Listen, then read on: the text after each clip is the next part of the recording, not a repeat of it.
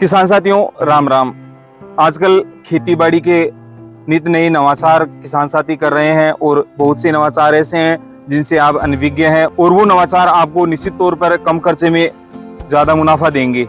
नमस्कार, मैं आपका किसान साथी मदन शर्मा और आप देख रहे हैं आपका अपना यूट्यूब चैनल खेती तकनीक, जहां हम आपके लिए लेकर आते हैं ऐसे कृषि नवाचार जो आपको खेती किसानी में कुछ अच्छा करने की सकारात्मक ऊर्जा प्रदान करते हैं। और आज हम आ गए हैं जयपुर के जावता ग्राम में और हमारे साथ है युवा किसान साथी विष्णु जी बागड़ा, जिनके यहाँ मचान विधि से लौकी लगा रखी है और पिछले 4 से 5 महीने से बम्पर उत्पादन ले रहे हैं। इन्होंने इस बेल वाली खेती के लिए मचान विधि क्यों चुनी, इसकी पूरी जानकारी आज लेंगे विष्णु जी से और जानेंगे किस प्रकार से एक बेहतरीन और क्वालिटी वाला उत्पादन अगर आपको लेना है तो मचान विधि आपके लिए किस प्रकार से लाभकारी होगी। अगर आप हमारी यूट्यूब चैनल खेती तकनीक पर नए हैं तो चर्चा स्टार्ट करिए, उससे पहले आप हमारे यूट्यूब चैनल खेती तकनीक को सब्सक्राइब करके बेल आइकन जरूर दबा लें ताकि खेती किसानी में किसानों के द्वारा किए जा रहे नवाचारों को आप तक आसानी से पहुंचाया जा सके और आप भी उन नवाचारों का लाभ लें। साथ ही साथ अगर जानकारी पसंद आई तो वीडियो को लाइक और शेयर जरूर कर दीजिएगा ताकि जो भी किसान साथी इस तरीके की नवाचारी तकनीकों को अपनाने की कोशिश कर रहे हैं, जानकारी के अभाव में अपना नहीं पा रहे हैं, उनको भी बेहतरीन लाभ मिल सके। तो आइए मिल लेते हैं विष्णु जी से। विष्णु जी राम राम जी। राम राम जी, राम राम।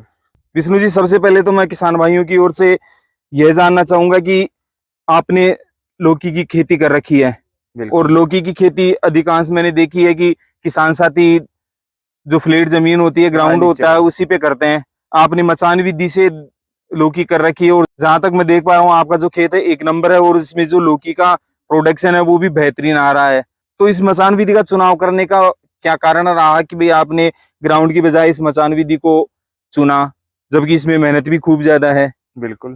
तो इसके चुनाव का मुख्य कारण क्या रहा आपका? नमस्कार जी, मेरा नाम है विष्णु बागड़ा, मैं ग्राम जावता से बिलोंग करता हूँ। तो ये जो मचान विधि है, तो पहले हम क्या है कि 2-3 साल पहले नीचे वाली करते थे जी, ग्राउंड वाली जी। लेकिन जब से ये मैंने आइडिया लिया इसका, तब से एक तो अच्छा उत्पादन है इसका। और जो अगर बात करें अगर इसके जो रोग वगैरह की है, जो नीचे अगर लगाते हैं तो जो खरपतवार होता है ना अपना, जी, इससे इन पे धब्बे हो जाते हैं। अच्छा, जो क्वालिटी है वो मतलब ये ग्रीनेस नहीं रहता इसमें। अच्छा। और प्रोडक्शन कम रहता है, प्रोडक्शन भी कम रहता है। बिल्कुल। अब जैसे मचान विधि वाली जो जाल वाली है ना, इसको करने के बाद ये रहता है, एक तो तोड़ने में कोई दिक्कत नहीं है, तुड़ाई अच्छी, कल्टीवेशन अच्छा हो जाता है इसका। बिल्कुल जी। और ये जो आडी टेढ़ी रहती है ना, उसकी कोई शिकायत नहीं है। बिल्कुल लंबी अच्छी क्वालिटी वाली किसान साथी देख सकते हैं। बिल्कुल, लगभग 4 से 5 महीने हो गए प्रोडक्शन लेते हुए किसान साथी को और अभी भी जो प्रोडक्शन है बिल्कुल क्वालिटी वाला आ रहा है और जो लौकी की साइज है वो कम समय में आपको अच्छी देखने को मिल जाती है। जबकि मैंने कई खेतों का विजिट किया है जो ग्राउंड वाली होती है, ज्यादा दिनों में लौकी लंबी नहीं होती, फूल के मोटी हो जाती है, ग्राई की नहीं रहती उसकी मार्केट में। विष्णु जी, हमारे किसान साथियों को ये बताइए कि किसान साथी अगर इस मचान विधि को काम में लेकर लौकी की फसल या किसी भी बेल वाली फसल को लगाना चाहे तो सबसे पहले तो मेन बात आती है मचान बनाने की। बिल्कुल। तो सबसे पहले तो हमारे किसान साथियों को ये बताइए कि भाई आपने ये जो मचान बनाई है वो किस हिसाब से बनाई है आपने? जैसे अभी आपकी फसल इतनी संघन हो गई है कि भाई आपके बांस जो जाल है बिल्कुल नहीं दिख रहा। बिल्कुल। तो आप एक तो जैसे अपन ने रो बनाई इसके लिए, तो रो के लिए आपने किस साइज में, किस दूरी में ये लाइनें बनाई है?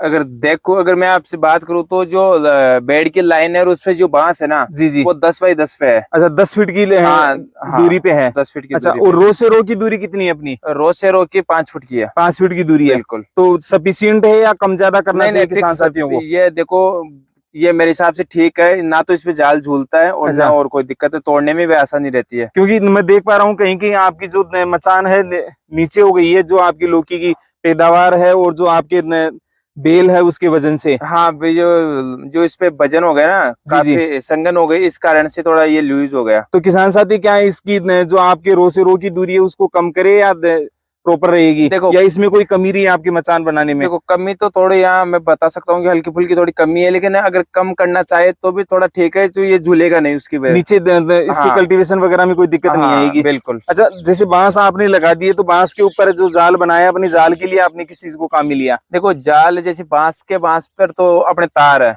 जी। अच्छा, बांस एग्रो से लाइन टू लाइन और कॉलम टू कॉलम इन पे वो जीआई तार बांध GI रखा तार है, है। ठीक है। और फिर इसका जो जाल बनाया ना, जो जी। प्लास्टिक की रस्सी आती है अपनी, अच्छा, तो उसका जाल है। उसका जाल है। जैसे ये अगर अपनी 2 बेडों की दूरी है ना, जी तो उसमें 5 से 6 लंबी रस्सी है। जी जी। और अगर ये कॉलम की बात जो करें आप ना, जी, तो उस पे भी 5 से 6 रस्सी है। तो लगभग जो आप नेट बना रहे हैं, जाल बना रहे हैं, गेप कितना लगभग 1 बाई 1 का। 1 बाई 1 का गेप रखना है। बिल्कुल। किसान साथी ध्यान दे, विष्णु जी का कहना है कि जो आप मचान बना रहे हैं, चाहे आप लौकी के लिए बना रहे हो या खीरे की खेती कर रहे हो, इसके अलावा जैसे अपना करेला है या तुरई है, किसी की खेती के लिए अगर मचान विधि से आप करना चाह रहे हैं, मचान बना रहे हैं, तो आपकी जो रो से रो की दूरी है लगभग 5 फीट की बता रहे हैं विष्णु जी।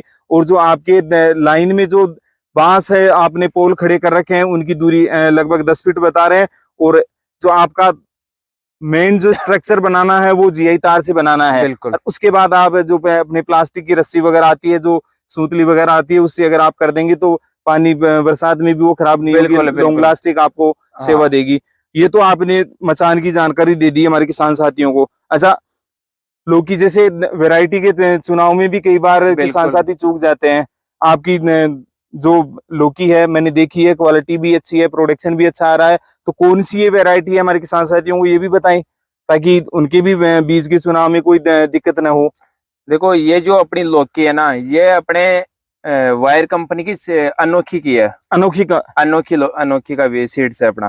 किसान साथी ध्यान दे, विष्णु जी का कहना है कि जो इन्होंने लौकी लगा रखी है वो वायर कंपनी की अनोखी नाम से ब्रांड है, और बेहतरीन क्वालिटी वाला और अच्छा उत्पादन देने वाला ब्रांड है। आप इसका एक बार विकल्प ले सकते हैं, निश्चित तौर पर ये एक आपके लिए फायदे का सौदा होगा। 3 से 4 साल हो गए मेरे को इसी बीज का प्रयोग करते हुए। अच्छा अच्छा, और प्रोडक्शन में, क्वालिटी में कहीं कोई दिक्कत नहीं है। बिल्कुल। तो आपने कब लगाई ये लौकी?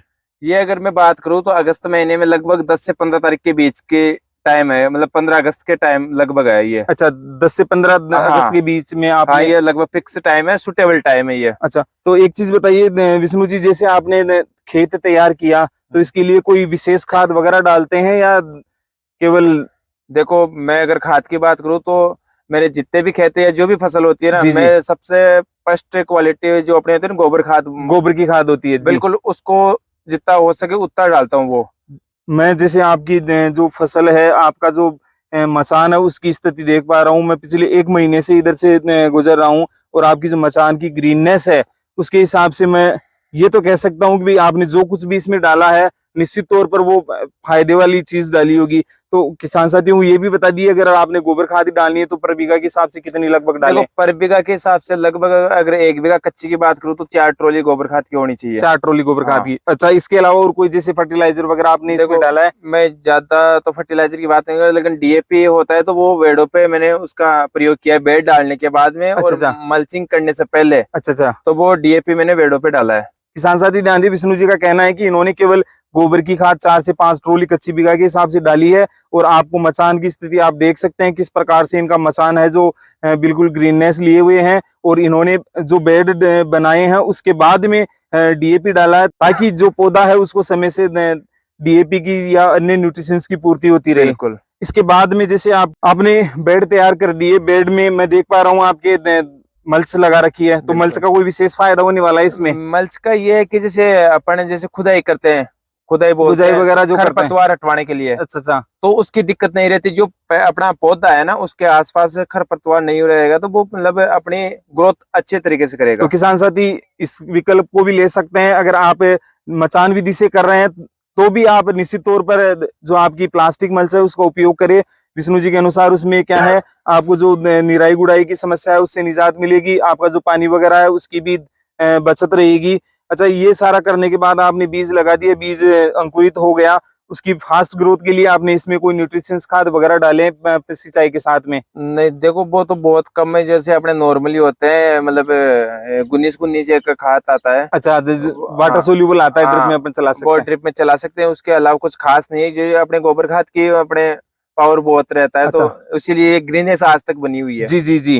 किसान भाई ध्यान दे, विष्णु जी का कहना है कि अगर आपने गोबर खाद खेत में अच्छे से डाल रखी है ना, तो वो सारी न्यूट्रिशंस की पूर्ति करने की क्षमता रखता है। इसलिए किसान साथी ध्यान रखे, अगर आप किसी भी प्रकार की खेती कर रहे हैं तो उसको ट्रेडिशनल जो अपनी गोबर की खाद है, वर्मी कंपोस्ट खाद है, उसको ज्यादा से ज्यादा काम में ले। अगर आप अच्छे से उसको खेत में डालेंगे तो आपको जो दूसरे न्यूट्रिशन है, केमिकल है, फर्टिलाइजर, उनको डालने की जरूरत नहीं पड़ेगी। अच्छा, जैसे आपकी लगभग कितने दिनों में ये प्रोडक्शन देने की स्थिति में आ जाती है लौकी? देखो, ये लगाने के बाद में 35 से 40 दिन में चालू हो जाता है ये काम। 35 से 40 दिन में हो जाता है। बिल्कुल। अच्छा, जैसे आपने 10 से 15 अगस्त को इसकी बुआई की, अब चल रहा है आपका नवंबर लास्ट जा रहा है, जबकि आपके खेत में जो ग्रीननेस है, फ्लोर सेट होने वाली स्थिति है, प्रोडक्शन की स्थिति है, अच्छी चल रही है। तो लगभग अब अंदाजा ले तो लगभग 3 महीने के आसपास आपको प्रोडक्शन लेते हुए हो गए। तो हमारे किसान साथियों को ये बताइए कि वास्तव में इसमें कुछ फायदे वाला है? आपने 3 महीने में कितना प्रोडक्शन लिया? देखो, फायदा तो अगर मैं मानूं नीचे से चाहे ये ऊपर वाला जाल का है, और अगर मैं मानूं अब तक के लगभग ये 1.5 लाख के लगभग हो चुका है। कितनी बीघा कच्ची है ये लगभग 2 के अंदर है, 2 बीघा कच्ची के अंदर। 1.5 से 2 बीघा कच्ची। हाँ। किसान साथी ध्यान दे, विष्णु जी का कहना है कि 1.5 से 2 बीघा कच्ची आपकी ये जमीन है। इन्होंने लगभग 1.5 लाख का प्रोडक्शन अभी तक ले लिया है, और अभी प्रोडक्शन लगभग कितने दिनों तक चलने वाला है इसमें? अब ज्यादा नहीं है, 1 महीना तो रेगुलर चलेगा ये। यानी अगर अपन मोटा मोटा अंदाजा ले तो लगभग 2 लाख रुपए तक का आपका सेल चला जाएगा। अच्छा, खर्चे की बात करें तो खर्चा लगभग इसमें कितना आ जाएगा? और देखो, अगर खर्चे की बात करें तो इसमें खर्चा बिल्कुल कम के बराबर है। ज्यादा 30 से 40 हजार के लगभग एंड तक खर्चा हो जाएगा मेरा। अच्छा, 30 से 40 हजार रुपए लास्ट, जो भी आपका हाई केमिकल फर्टिलाइजर वगैरह जो भी आपकी मचान बनाने का है, सारा सिस्टम बैठ गया। अच्छा विष्णु जी, थोड़ा रोगों के बारे में भी हमारे किसान साथियों को बता दे। भाई, आपने जो लौकी की फसल लगा रखी है, तो इसमें रोगों का, किन किन रोगों का किसान साथियों को सामना करना पड़ेगा और उनका क्या ट्रीटमेंट रहेगा? देखो, रोगों में तो ज्यादा एक तो मक्खी मच्छर की होती है, और एक बेल की चीज है, तो बेल में थोड़ा मकड़ी का अच्छा प्रभाव रहता है। हाँ, प्रकोप मकड़ी का रहता है। अच्छा, मच्छर मक्खी के लिए अपने जो इमिडा और थायो आता है उसका स्प्रे कर दे तो ज्यादा इसका स्प्रे एक बार निकालने के बाद में 15-20 दिन कोई जरूरत नहीं रहती इसकी। ठीक है। और जैसे मकड़ी बेल की चीज है तो मकड़ी का भी थोड़ा हल्का फुल्का रहता है। तो मकड़ी में जैसे मैंने प्रयोग किया है वायर की सिजेंटा की सेक्टिन। अच्छा, तो उसका मैंने अच्छा खासा प्रभाव देखा है कि मतलब उसका स्प्रे करने के बाद में 15-20 दिन मतलब अपनी फसल में कुछ भी दिक्कत नहीं रहती है। अच्छा, तो वो भी इफेक्टिव है। हाँ, इसके अलावा और कोई रोग इसमें आने की संभावना? इसके अलावा तो ये और कोई खास रोग नहीं इसमें। किसान साथी ध्यान दे, विष्णु जी का कहना है कि इसमें केवल मच्छर मक्खी और हल्की सी मकड़ी की दिक्कत रहती है। तो इनके निवारण के लिए जो हल्का आपका डोज है विष्णु जी ने बता दिया है, और ज्यादा आपको इसमें केमिकल पेस्टिसाइड्स का खर्चा करने की जरूरत नहीं है।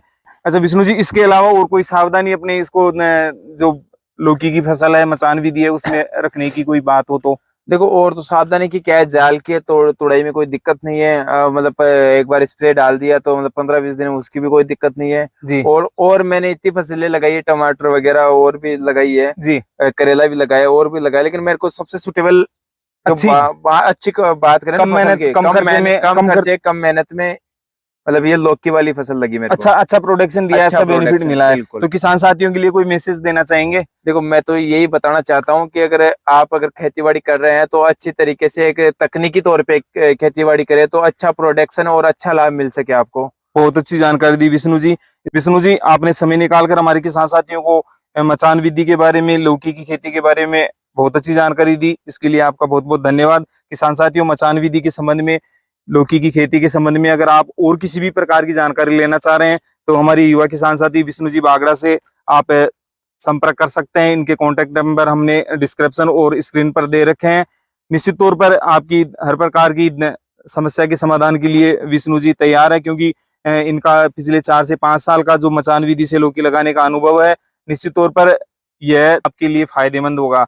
आज के लिए बस इतना ही, फिर मिलेंगे किसी नवाचारी किसान से कुछ नई तकनीकी जानकारी लेकर, जो आपकी खेती किसानी को लाभकारी और मुनाफेदार बनाने में आपकी सहायता करेगी। तब तक के लिए सभी किसान साथियों को राम राम, जय हिंद, जय भारत।